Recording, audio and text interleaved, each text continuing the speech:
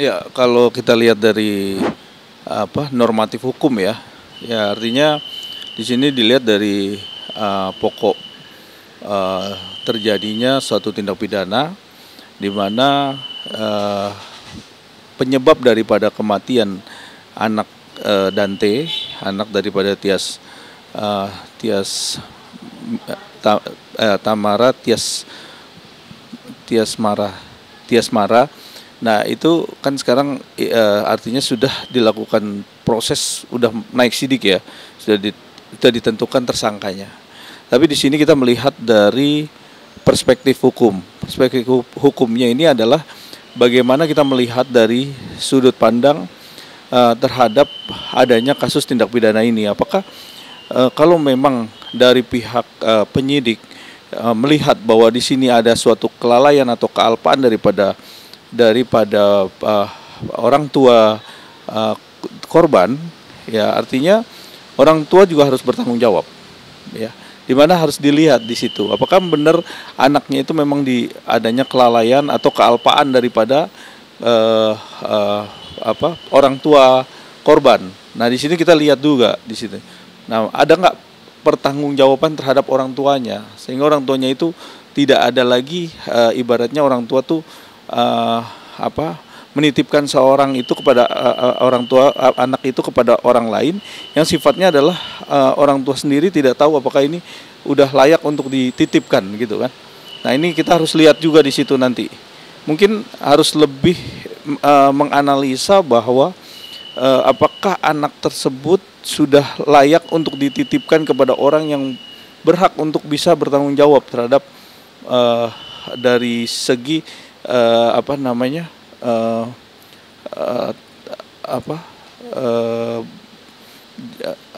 resiko-resiko yang akan didapat dari anak tersebut kan begitu. Apalagi itu di kolam renang nah itu kan harus dilihat ya. Kalau menurut saya penyidik harus bersikap lebih perspektif, lebih melihat dalam sisi bukan terhadap segi sisi pidana terhadap pembunuhannya, tetapi sebelum itu bahwa adanya orang tua itu menitipkan kenapa kan gitu kan. Kenapa kok bisa dititipkan di kolam renang dengan keadaan dia berdua dengan orang tersebut kan seperti itu. Nah itu harus didalamin lagi seperti itu. Anak ya, terhadap anak, apalagi ini anak kandung. Nah tersebut bahwa adanya kelalaian dan kealpaan. Itu ancaman hukumannya 5 tahun penjara. Ya. Nah, itu bisa juga dikatakan bahwa seorang orang tua itu melakukan kelalaian. Itu bisa. Makanya dari sini kita melihat bahwa pembunuhan ataupun adanya kematian terhadap anak Dante ini dan sudah dibuktikan bahwa adanya suatu percobaan ataupun dilakukan percobaan atau mungkin perencanaan pembunuhan. Nah, di situ dilihat bahwa apakah unsurnya itu memenuhi dan memang sudah yakin bahwa dari pelakunya dan juga dari sisi orang tuanya kan begitu. Nah, di sini penyidik harus lebih jeli, lebih lihat, lebih menganalisa bahwa apakah dari sisi orang tuanya harus dilibatkan. Kalau memang itu adanya kelalaian kan seperti itu. Begitu.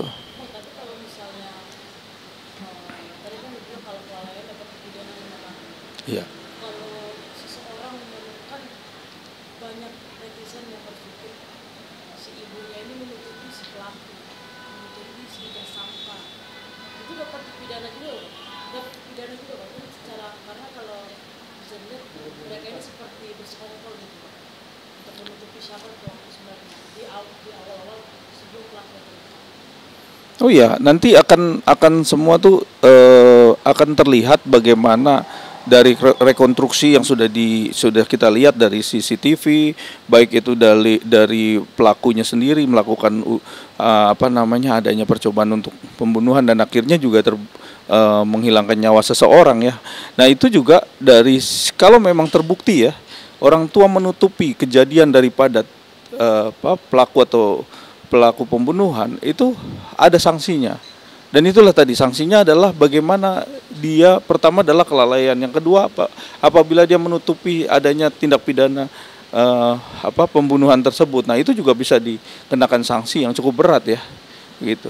Dan hukumannya tuh nggak main-main tuh. Sama dengan persekongkolan ataupun persekongkolan jahat, artinya pasal 55 ikut serta dalam melakukan tindak pidana pembunuhan. Kalau itu dilihat memang adanya suatu pembunuhan yang ibarat terbukti baru bisa gitu.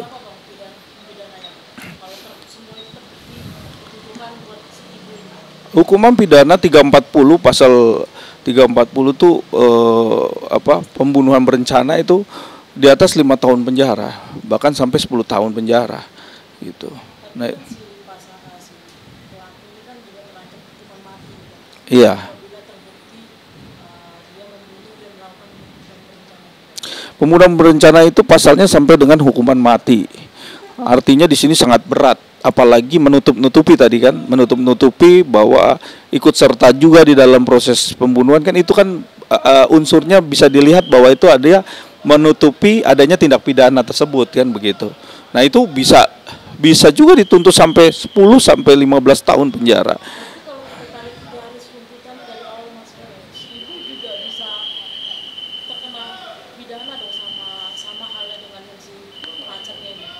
Tidak menutup kemungkinan semua yang ada di dalam suatu rangkaian daripada peristiwa kejadian di mana anak itu mungkin nggak luput, nggak bakal dekat jauh dari ibunya, pasti itu akan ada resiko, apalagi ini menghilangkan nyawa terhadap anak ya. Nah, ini harus kita lihat apakah ini dikaji dan memang benar-benar lebih teliti penyidik itu menyikapi hal ini sehingga memang benar-benar terkuak apakah ini murni pembunuhan berencana terhadap Dante ini adalah saudara JA ataukah ibunya ikut serta atau mungkin menutup-nutupi atau melakukan suatu perencanaan yang mungkin belum, ya mungkin ya, tapi kita belum lihat, karena penyidik sampai detik ini masih mendalami terus dan kita lihat bagaimana hasil daripada proses rekonstruksi, proses penyidikan ini terus dilakukan oleh penyidik Polda Metro Jaya ya. Kalau proses banding ataupun pembelaan itu boleh-boleh saja. Setiap di dalam undang-undang itu kan diwajibkan atau boleh melakukan proses banding. Tapi dengan banding itu apakah diterima atau tidaknya oleh majelis hakim itu nanti silakan kita lihat bagaimana penilaian hakim menilai dengan kasus ini gitu. Ada nggak sih kira-kira ada faktor apa sih kira-kira kalau misalnya orang tua membunuh anaknya itu ada beberapa faktor, mungkin bisa abang jelasin apa aja sedikit? Ini karena pencairan asuransi atau apa? Iya, faktor-faktor orang melakukan seorang ibu atau orang tua yang melakukan pembunuhan terhadap anaknya banyak faktor, yaitu adanya suatu nilai premi uang ataupun tanggungan daripada asuransi yang akan keluar bisa juga. Terus adanya harta, kekayaan bawaan ataupun warisan yang ada di dalam anak itu juga bisa. Apapun itu, yang intinya adalah sesuatu hal yang memicu adanya tindak pidana pembunuhan itu, faktor-faktor lain termasuk dari faktor uang ataupun faktor-faktor sosial atau faktor atau mungkin kebencian daripada orang tua. Nah, itu faktor-faktor lain ya gitu. Banyak faktor lain ya, sosial, terus mengenai ketidakharmonisan keluarga atau faktor-faktor dendam dan lain-lain ada begitu.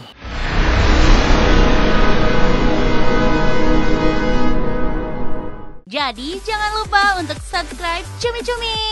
Ditekan ya tombol lonceng merahnya.